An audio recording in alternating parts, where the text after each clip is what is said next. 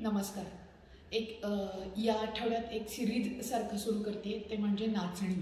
खूप लोकांनी विचारलं की कशाची भाकरी खाऊ, गहू खाऊ, ज्वारी खाऊ, बाजरी खाऊ की नाचणी खाऊ. मग शोधाशोध सुरू झाली आणि असं कळलं की नाचणी हे पूर्ण अन्न आहे.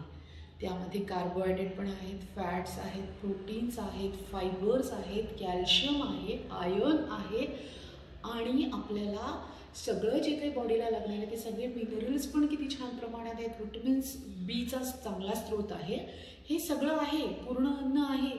पण कंपॅरिझन जर का केलं तर एक छान गोष्ट अशी सापडली की समजा आपण 100 ग्रॅम जर का नाचणी घेतली तर त्याच्यामध्ये आपलं इक्विव्हॅलंट दुधाची जर का आपण कॅलरीज बघितली आणि दुधाची जर का क्वांटिटी बघितली तर नाचणीमध्ये जवळपास तिप्पट कॅल्शियम मिळते आपल्याला आणि खूप जास्त 10, 15, 20 पटीनं जास्त आयर्न मिळते आपल्याला आणि जवळपास सेम प्रथिनं मिळतात, सेम प्रोटीन्स मिळतात आपल्याला की जी प्रोटीन्स आपल्याला इम्युनिटी म्हणजे प्रतिकारशक्तीसाठी उपयोगी पडणार आहेत.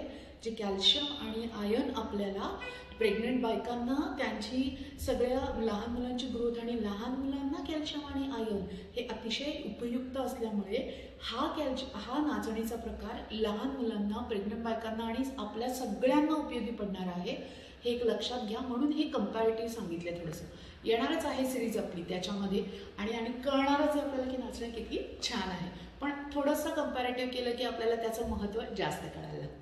नक्कीच पुढच्या भागामध्ये, पुढच्या सिरीजमध्ये येत आहे, हळूहळू नाचणी येणार आहे. पण एक एक गोष्ट जरा डोक्यामध्ये फिक्स केली की मग आपल्याला त्याचा पुरस्कार करायला पण छान वाटतं ना. धन्यवाद. नमस्कार.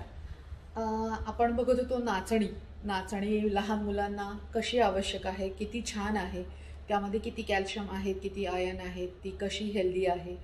पण ही नाचणी बरेच लोक विचारतात की डायबिटीसला चालेल का हो. मलाही म्हणायचे न चालायला काय झालं हो. चालते की डायबिटीसला पण चालते, कारण फायबर्स तर आहेच त्याच्यात, कार्ब तर आहेत पण फायबर्स आहेत. जसं भाकरी खाताना आपण प्रमाण पाळतो तसं नाचणी खाताना प्रमाण पाळायचं. ज्यांना अशी भीती वाटत असेल की मला चालेल की नाही त्यांनी नाचणीची भाकरी खायची, 2 तासांनी परत तुम्ही शुगर करून बघा आणि ज्वारीची भाकरी खाऊन परत 2 तासांनी शुगर करून बघा. तुम्हालाच कळेल की तुम्हाला ती गोष्ट चालते की नाही. असंच बाजरीच्या बाबतीत पण करा, नुसतंच नाचणी नाही तर बाजरीच्या बाबतीत पण करा. हे झालं डायबिटीसच्या लोकांसाठी. आता दुसरी गोष्ट म्हणजे मग वजन कमी करताना चालेल का. तर वजन कमी करताना मी असा सल्ला देत असते की त्याचं ते आंबील करतात ना, ताकात घालून, नाचणीचं पीठ ताकात घालून जे आंबील करतात ते तशा प्रमाणात तुम्ही ते वजन कमी करण्यासाठी पण वापरू शकता. पण फक्त एवढंच बघा की त्याच्यात नाचणीचं पीठ खूप जास्त घालू नका, ते घट्ट करू नका, ते पातळ करा. ताक जास्त आणि नाचणीचं पीठ कमी असं प्रमाण असेल तर त्याच्या कॅलरीज पण पाळल्या जातात, त्याची पोषण मूल्य पण मिळतात आणि ते तुम्हाला उपयोगी पण पडतं. अशा प्रकारे नाचणी ही डायबिटीससाठी पण आणि वजन कमी करण्यासाठी दोघांसाठी पण उपयोगी आहे. धन्यवाद. बरं, मग आता बघून झालं की आपली नाचणी जी आहे ही कशासाठी उपयोगी पडतीये. लहान मुलांना उपयोगी पडतीये, प्रेग्नंट बायकांना उपयोगी पडतीये, डायबिटीसला उपयोगी पडतीये, वजन कमी करताना उपयोगी पडतीये. पण कशी घ्यायची. जसं मी म्हटलं की डायबिटीसवाल्यांनी भाकरी भाजी बरोबर घ्या नाचणी.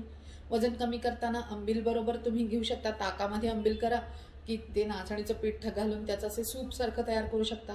मग हे तुम्ही डायबिटीसला पण घेऊ शकता, वजन कमी करताना पण घेऊ शकता. हेच या फॉर्ममध्ये तुम्ही ते वजन कमी करताना म्हणजे भाकरी भाजी ही वजन कमी करताना पण आपण सांगतोच घ्यायला, नॅचरली सांगतो आपण घ्यायला. पण कार्ब अवॉइड करतच नाहीये. कार्ब अवॉइड केले तर आपलं वजन कमी नाही होणार आहे. पण हीच नाचणी तुम्ही लहान मुलांना जेव्हा देताल तेव्हा ती भाकरी भाजी आंबील या स्वरूपात नाही खाणार आहेत. मग ते कसे खातील. तर ते खाताना ते नेहमी लक्षात घेतील की त्यांच्या आवडीचा फॉर्म म्हणजे बरेच जण आता नाचणीची इडली करतात बेस्ट, बरेच जण त्याचे पापड करतात. मग रोज लहान मुलांना द्या ना, 1-2 पापड तळून द्या किंवा भाजून द्या. तुम्ही खाणार असाल तर भाजून खा, त्यांना जाणार असाल तर तळून द्या, काही प्रॉब्लेम नाहीये. तुम्ही त्यांच्या पोषण मूल्यांकडे लक्ष द्या. पण त्यांचा फॉर्म पण म्हणजे ज्या फॉर्ममध्ये देताय, ज्या प्रकारात देताय तो प्रकार सुद्धा त्यांना आवडला पाहिजे हे लक्षात घ्या. म्हणून नाचणी ही इडलीच्या फॉर्ममध्ये, पापड देऊ शकतो आपण त्यांना, तशा फॉर्ममध्ये द्या. पण कृपा करून आता परत नाचणीचा केक केलाय, नाचणीची बिस्किट्स अवॉइड करा. ज्या गोष्टींमध्ये प्रिझर्वेटिव्ह टाकतोय, ज्या गोष्टींमध्ये प्रचंड प्रमाणात गोड जात आहे अशा गोष्टी त्यांना पण देऊ नका.